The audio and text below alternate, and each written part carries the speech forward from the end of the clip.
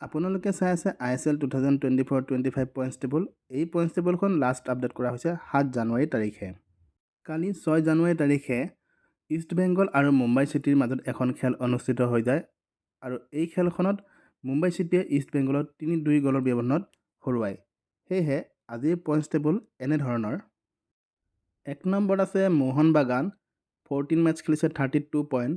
2 নম্বৰত আছে বেংগলুৰু, 14 মেটচ খেলিছে 27 পইণ্ট।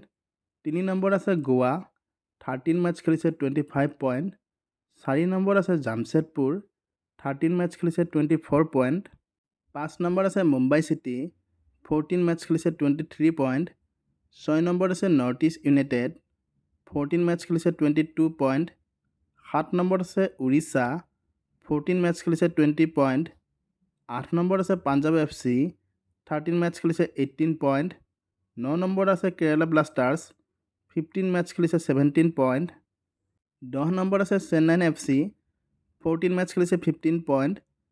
11 নম্বৰত আছে ইষ্ট বেংগল, 14 মেটচ খেলিছে 14 পইণ্ট। 12 নম্বৰত আছে হায়দৰাবাদ, 14 মেটচ খেলিছে 8 পইণ্ট। আৰু 13 নম্বৰত আছে মহম্মদন, 14 মেটচ খেলিছে 7 পইণ্ট। এই পইণ্টছ টেবুলখন লাষ্ট আপডেট কৰা হৈছে 7 জানুৱাৰী তাৰিখে। ভিডিঅ'টো ভাল লাগিলে প্লিজ লাইক শ্বেয়াৰ কৰি দিয়াৰ লগতে চেনেলটো ছাবস্ক্ৰাইব কৰি দিব।